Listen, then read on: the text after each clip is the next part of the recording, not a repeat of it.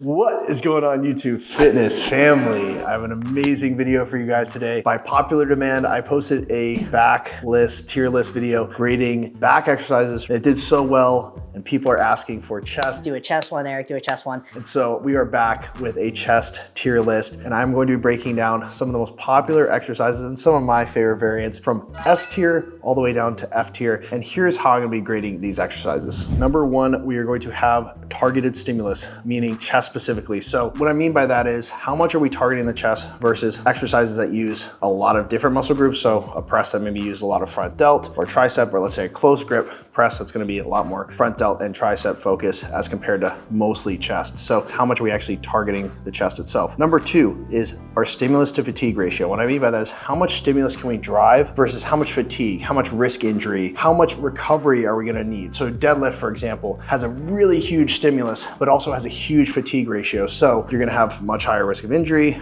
you're going to have a much higher risk of wear and tear over time, and the recovery time is so much greater than, let's say, a lot of the other back exercises that we did in the previous video. So we're going to be testing that for a lot of our chest exercises as well, as like how much stimulus can we achieve, how much hypertrophy can we achieve versus the amount of risk potential, but also the amount of recovery necessitated to get us back to that set point where we can hit chest again. Number three is range of motion. I think more than almost any other muscle group, chest is immensely affected by stretch mediated hypertrophy, meaning the more range of motion, the more motor recruitment we can get in the chest with the specific exercise, the more growth we're gonna get. And this is something I've experienced myself so much. I used to think, oh, how much I can press from A to B is gonna determine how big my chest is, but really that hasn't been the case. It's more about how efficient I am in my movement patterns and how much stretch bias can I get, how much stimulus can I get in that movement pattern. Number four is progressive overload potential. And so how much can we progressively overload this movement over time using either weight, more range of motion, more time under tension? How easy is it for us to progress said movement? And lastly is bang for buck. So how easy is this exercise to set up?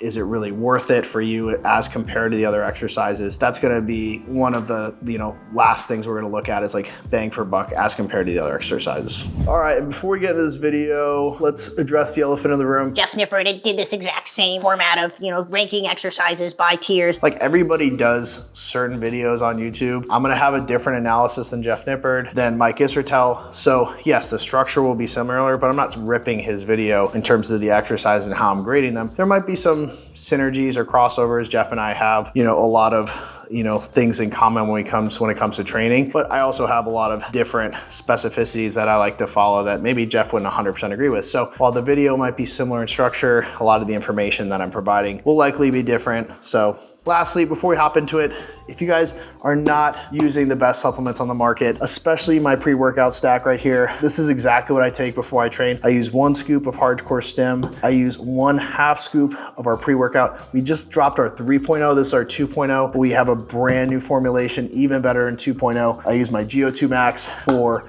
aerobic endurance and my Turk Builder to maximize muscle retention in my cut. So if you guys aren't using this stuff, go over to the website, support me, support the page. Without further ado, let's get into these exercises. All right, what would a chest tier list be without starting off with the king of chest exercises? We've got the barbell bench press. Honestly, targeted stimulus, you could argue that there's a good amount of direct stimulus to the chest, but there's also gonna be a lot of other active body parts and muscle groups. So you've got your front delt, you've got your triceps, you can even press a lot with your lats. A lot of strength athletes that I've talked to, especially bench pressers, will admit that they actually get a lot of lat drive and even leg drive from bench pressing. And that sounds crazy, you'd use your legs to bench press. That's why a lot of guys, it's very specific how they set their feet on the floor in order to maximize that A to B power curve that they're trying to get that bench, the bar from here to here. It's less so to do with, okay, how much hypertrophy am I driving? So there are a lot of muscle groups that are involved in a bench press. Let's talk about the stimulus fatigue ratio. I'm sure you know somebody, I personally have, that has hurt themselves bench pressing.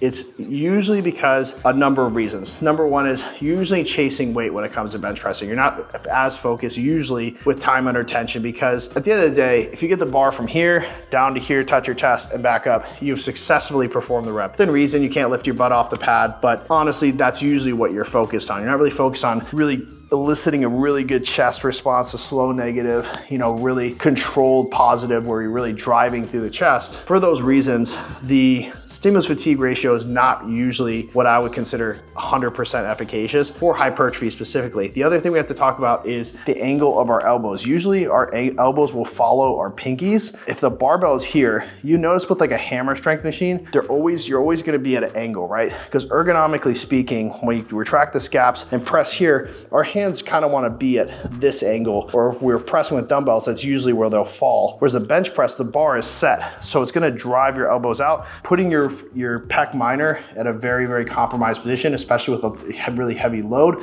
So if you have any type of like minor tear, a little bit of fatigue, you haven't recovered enough, there is a lot higher risk of injury. And that's why you see so many pec tears specifically on the bench press. Range of motion, we get limited here. Bar comes down before we could probably get enough stretch to really elicit that stretch mediated hypertrophy. That's why I think dumbbells and cables are usually, in a lot of machines, will be a better option in terms of that stretch bias. So wouldn't grade it very highly there. Progressive overload potential, very easy. Putting more weight on the bar, slow down the reps more, add a soft pause. There's a lot of ways to progressively overload, so that's not really the issue with the bench press. And then bang for buck, setup practicality. It's very easy to set up a bench press. It's very easy to progressively overload. It's very easy to understand. It's pretty hard to master the form, but if you do a really good job, you could probably do it very safely. For all those reasons, I'm giving the barbell bench press a C grade. You probably are surprised by that, but just I can't give it higher than that just due to the injury risk. It's not very, very specific in terms of how much you can drive stimulus only into the chest. There's a lot of ancillary movers. So I know a lot of guys that have a big bench press, but their chest doesn't look that big. And the reason is because they've found ways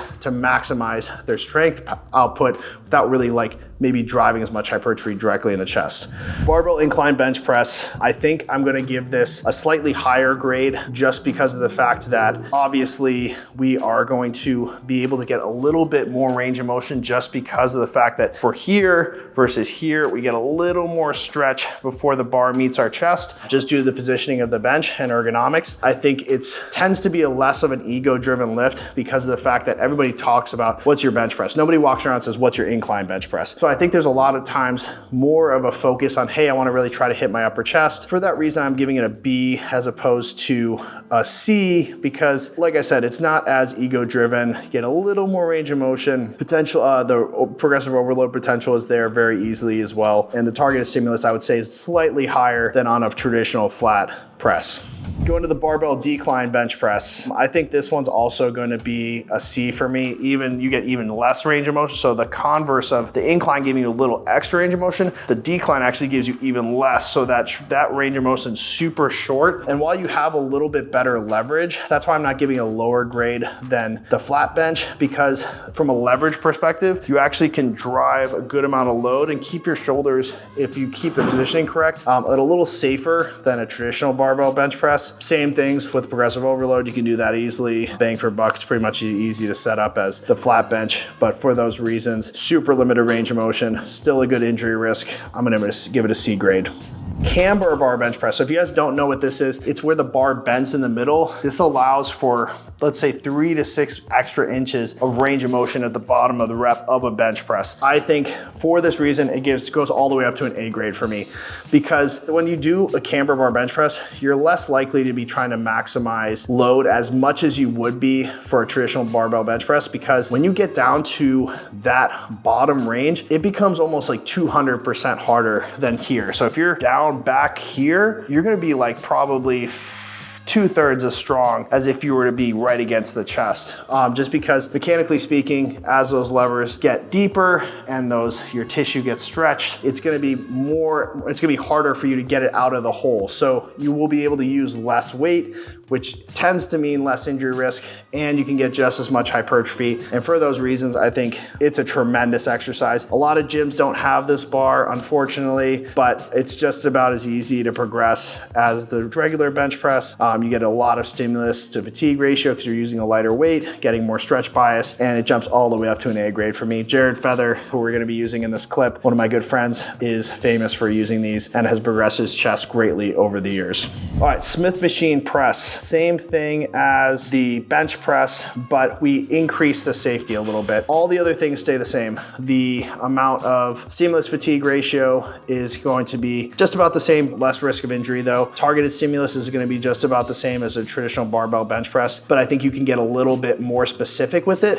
because of the fact that you're on that fixed plane. So you don't have to worry about the bar going up or back. And so what I find when I do a Smith machine press, I can really like get a soft pause and really control that press out and get a better peak contraction. And also the safety, I can literally clip it. Let's say I want to do some partial reps at the end of my set. I can get 1, 2, 3 partials and just pop it on at any point in my rep. So the safety is just so much higher. I mean, I get it. You can use a spotter, but a lot of times people are bench pressing at home gyms and without a spot, without probably the safety precautions they should be taking. So for that reason, the Smith machine press is going to jump up to a B grade for me, just because you can get a lot of stimulus, easy to progressively overload, and it's a lot better for beginners, guys. So we're going to go on to plate loaded or pin loaded machine presses. So I'm going to do these separately. So machine presses, I'm going to give an A grade. So anything pin loaded, this is going to be with a grain of salt, guys. There's good pressing machines and there's not so good ones, but anything that you can have good range of motion that doesn't stop here, you could really dig back. And one thing I'll recommend, you could always put a pad behind yourself on a seat, whether it be like a half foam roller, I've used that before, or some sort of like small pad to put behind yourself, behind on the seat, to give yourself that extra range of motion. Very, very good way, very, very easy way. There's very low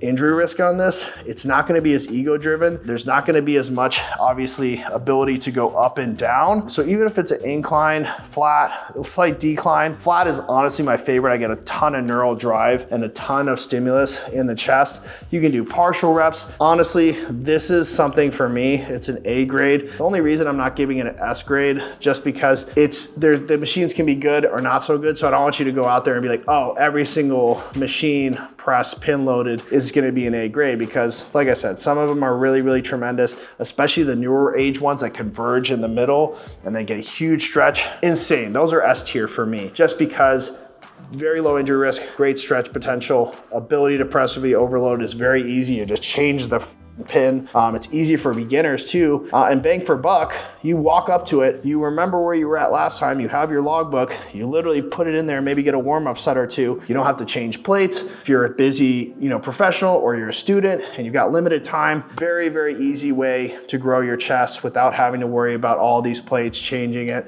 And also, you don't really get as like mind fucked. I used to get mind fucked about my bench press. If I didn't go in and have a really good bench press that day, I'd be so pissed off. I don't know about you guys, but my workout was so tied with the amount of weight I would move and not as much of like how much contractionary response I would get from the training. And now I focus so much more on how much am I pushing close to failure? How does my body feeling? How much neural connection, how much mind muscle connection am I getting with my chest specifically? That matters so much more to me than, okay, how much weight am I moving from A to B? All right, I'm gonna go plate loaded presses. I think these are also an A grade for me, and depending on the machine, S grade, just because these like hammer strength machines or newer age machines like a Gym 80 or other like ones that even have like ability to drop set on them, really, really cool. Same thing, very low injury risk. I would highly recommend putting these into your program over a barbell bench press, over a Smith machine press, because a lot of times they're a lot easier to stretch, get a better stretch because you don't have the bar in the middle. They're usually two separate handles,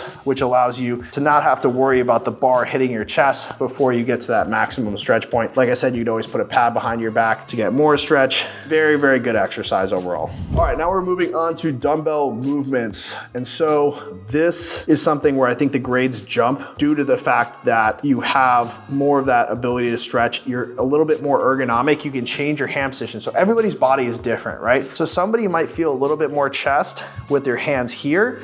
or here or here. For me, I like to be almost out here because I have a ton of shoulder mobility and I don't have a problem with feeling like if I put my elbows too far out, I feel like I get a tremendous stretch. I don't have much risk of injury.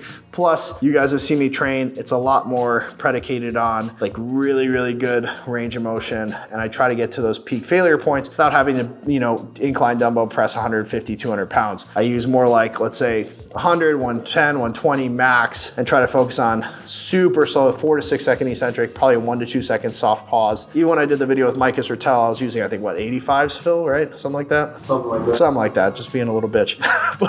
But anyway, I can't believe the title of the video, they said, using tiny weights to get huge. I don't think they were tiny weights, but they were relatively smaller than, let's say, like Larry wheels. But, you know, you, Mike, for that video title, by the way. But it was good for me because I almost got like 1 million views. Go watch the video if you haven't. And so I'm gonna give incline dumbbell press a B. I think it's really, really good for upper chest. It's usually going to, like I said, allow you for a lot more ergonomics. The stimulus fatigue ratio is a lot better, in my opinion. Let's say a barbell bench press, you're not lifting quite as much. Mechanically speaking, if you have a bar, you can lift more than if you were to have the weights separated between the two hands because the instability, and also because when you are able to kind of almost push in towards a bar, you're able to get more strength out of it. You're usually using less weight, less injury risk, still getting a ton of stimulus in the chest. A great exercise. The only reason I'm not giving it an A or an S tier is just due to the fact that there is still an injury risk. It's still kind of an ego-driven lift. So I'm giving it a B.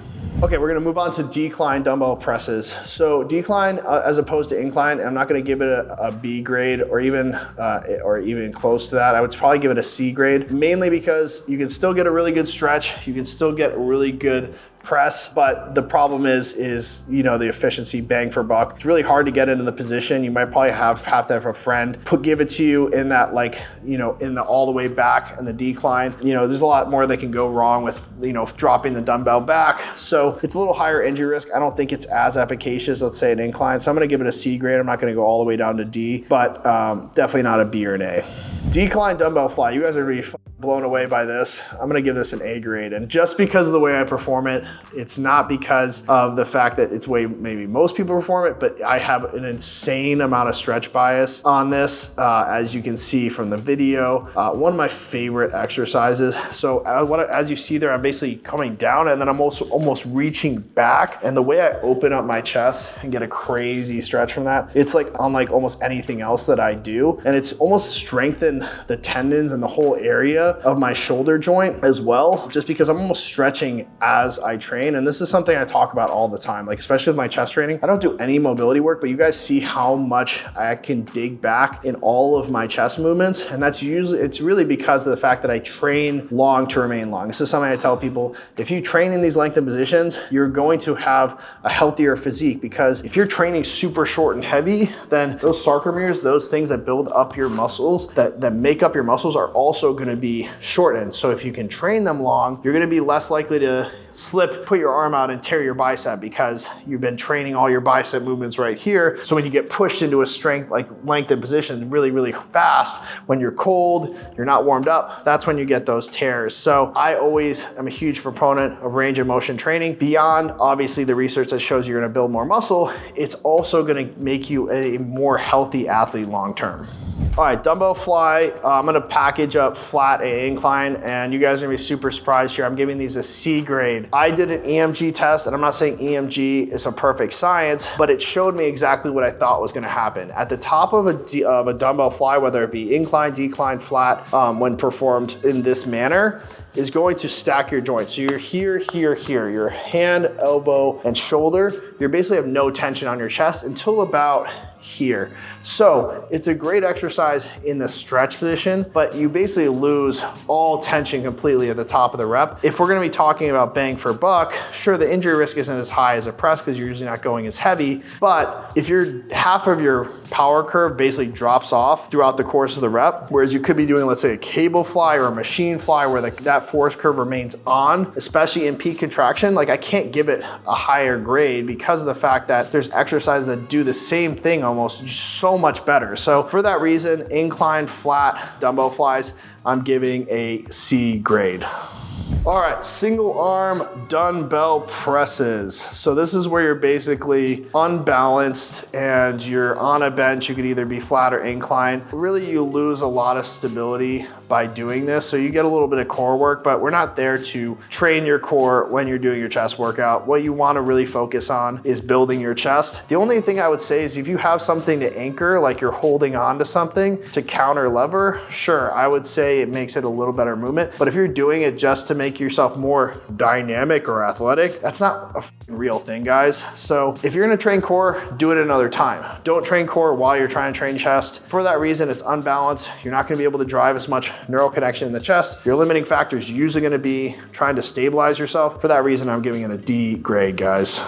All right, let's go to the floor press. Not the floor press. Please don't show me the floor press. I had to do these for this video and I was like, almost threw up in my mouth because it was so terrible to have to even try to do these. You just look so silly, dude.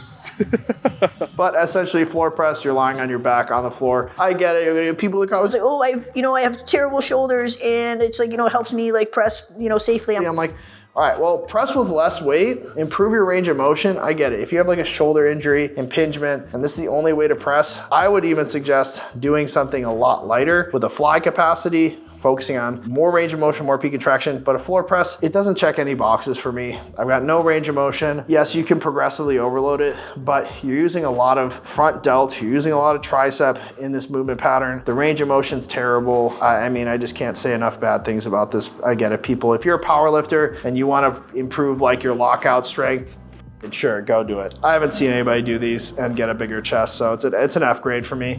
All right, next on the list, we have a fan favorite of people in movies trying to look cool and do like a training montage. We have push-ups. Literally one of the first chest movements you probably ever did as a kid. I mean, obviously it's near and dear to my heart, but at the end of the day, if you're at least even an intermediate lifter, you shouldn't be doing push-ups anymore. Just at least like just straight up regular push-ups. Maybe as a superset of fatigue at the end of a training session after you, let's say you do like, a set of presses and you go do some push-ups after, sure, why not? I don't think it's gonna give you much hypertrophic potential. The reason being range of motion is not very good. You can only use your body weight. You're limited by that. You can't progressively overload it. Sure, it's very safe. You're not gonna hurt yourself doing push-ups, but it's not very good for hypertrophy. D grade for me. All right, deficit push-ups. We're gonna go from a D all the way up to a B. Deficit push-ups means you put something, let's say pads, dumbbells, and you dig in between, and this way you get a lot more range of motion. The only reason I can't grade it higher, I use it a lot myself, is just because it's hard to progressively overload. Sure, if you have a partner, you can put like a plate on your back, but then it kind of gets weird because it's like your scapula is digging into it at the bottom of the rep. It can kind of, if you use a dumbbell, it can roll off to the side. It's kind of dangerous. I don't think if you're gonna be progressively overloading something, probably this wouldn't be the movement to do it anyway. A lot of people will do the mistake too of putting the weight down by their waist, which really isn't gonna put more pressure on your chest. It's really gonna just like dip your hips and become more of like a core and lower back exercise. I think it's great because you get more stretch, low injury risk, but I don't think it's going to be a staple if you're trying to grow your chest, but I'm gonna give it a B for that reason. All right, dips. I think dips are going to get an A grade for me. I think they're an incredible compound movement. You get a ton of stretch. If you do them correctly, they're pretty safe. You can even regress them. A lot of gyms have the assisted. I would highly suggest doing assisted dips until you can get proper range of motion. Once you get to that, you can do body weight dips, and then you can progressively overload them with weighted dips or progressively overload them with more time under tension, a pause in the stretch position. It's an incredible movement, guys. I would have it as a staple for most people. It's great for chest, it's great for triceps. If you want to get a little more chest, what I recommend is getting a little more forward lean on it, which is going to get a little more stretch bias in the chest as compared to the triceps, but A grade for me overall.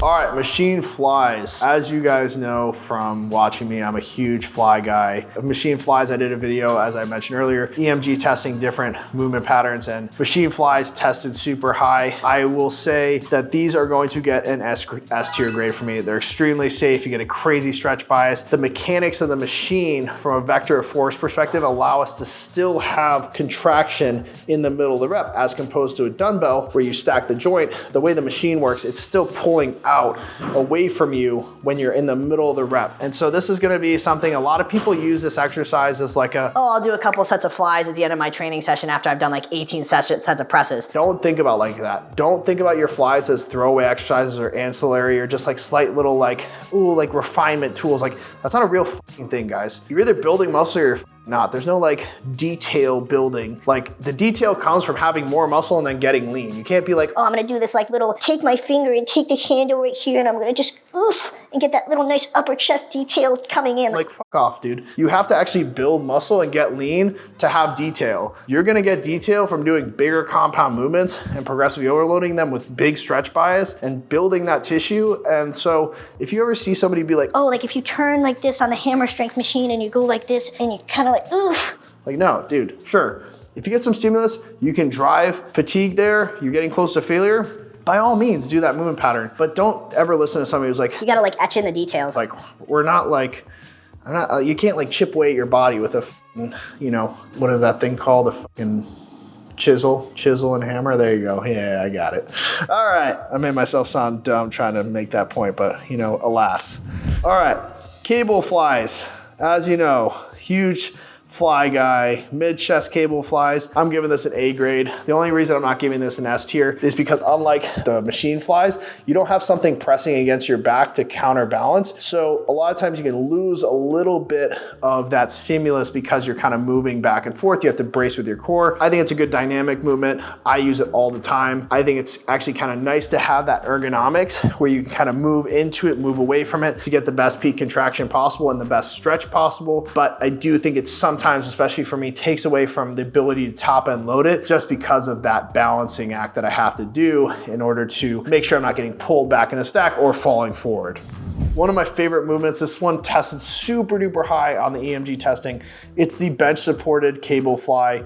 It's the best of all worlds. You can literally control wherever you want that vector of force to come from behind you. If you're a little more comfortable with it a little higher, if you're a little shorter, you can move it down a little bit. Literally the possibilities are endless. In the middle, since those vectors of force are coming from out to in, you still have a ton of peak contraction force when you're all the way on the inside of the rep as opposed to the dumbbell. Huge stretch bias, very, very safe. I would say pretty easy to set up. The only reason people would be like, oh, it's so hard to set up, like move the bench over. Like literally pick up a bench and bring it to the cables. Probably takes you 30 seconds. Like stop being so fucking lazy, honestly. S tier for me.